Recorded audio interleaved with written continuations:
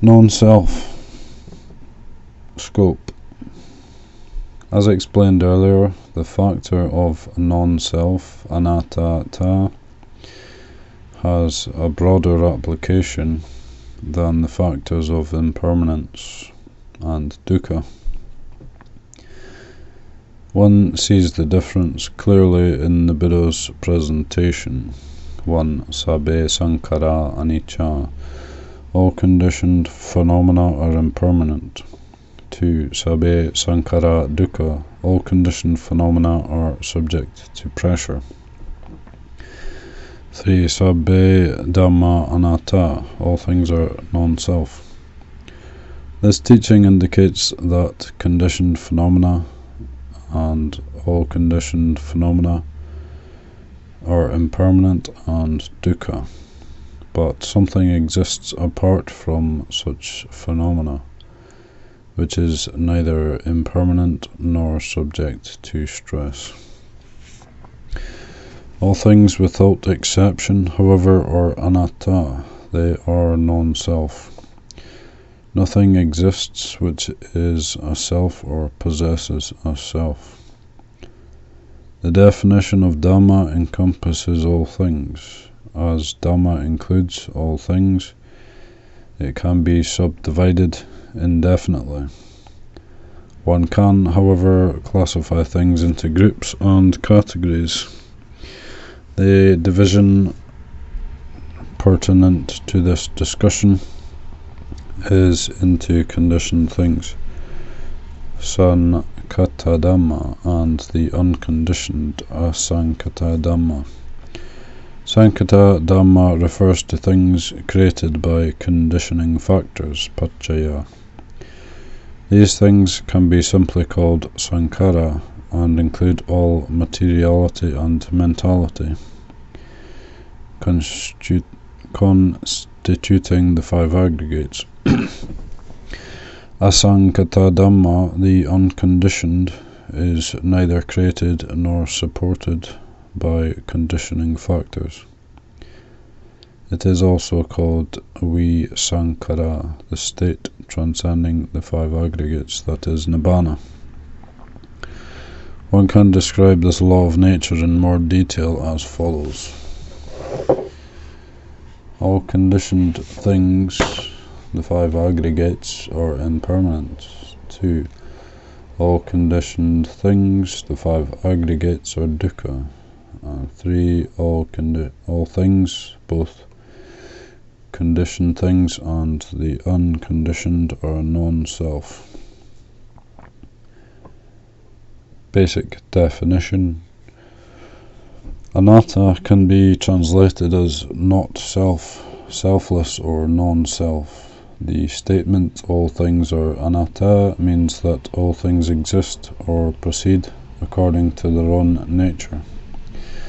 They do not exist as or possess a self, a substantial entity that is able to control things at will. As anatta is a negation of atta, to comprehend the characteristic of non-self, we must first understand the meaning of atta.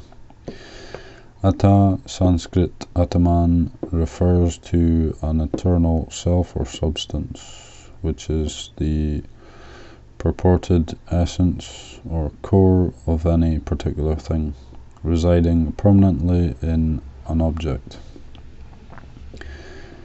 It is both owner and controller, the essential recipient of experience and agent of action. It is that which lies behind all phenomena, including all life, able to direct things in conformity with its needs and desires.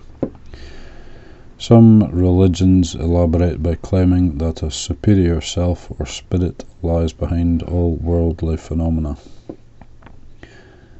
reigning over the souls or substance of all living beings and inanimate objects. They claim that this Supreme Spirit creates and governs all things, or that it is the source and destination of all things and all life. In Hinduism, for example, it is called Brahma or Paramatman. The gist of the teaching on anatta is the negation of this fixed abiding self, both mundane and transcendent. It asserts that this self is simply an idea stemming from the misapprehension by unawakened human beings who do not see the true nature of the world. People create a concept of self and superimpose it on reality. This concept of self then obstructs them from seeing the truth. A clear understanding of non-self dispels the misapprehension and dissolves the obscuring idea of self. The teaching of non-self bids us to discern with wisdom that all things, all components of reality, exist and proceed in conformity with their own nature.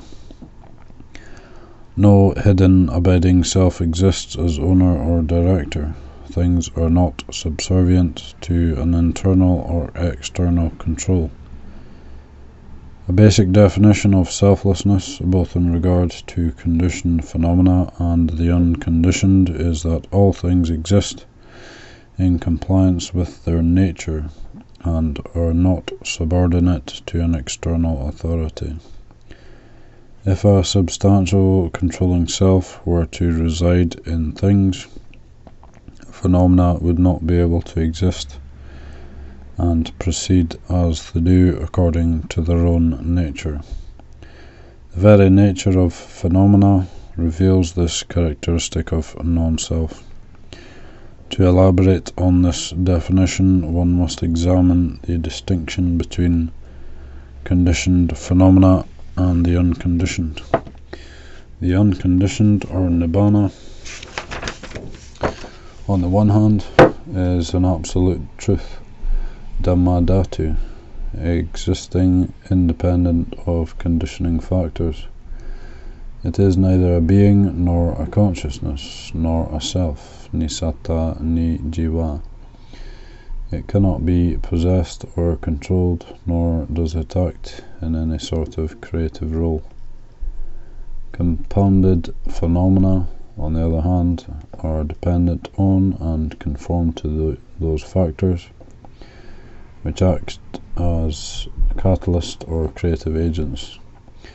These phenomena are void of an inner substance that experiences the formative process or controls the five aggregates, commanding the aggregates to follow desire, independent of the laws of cause and effect.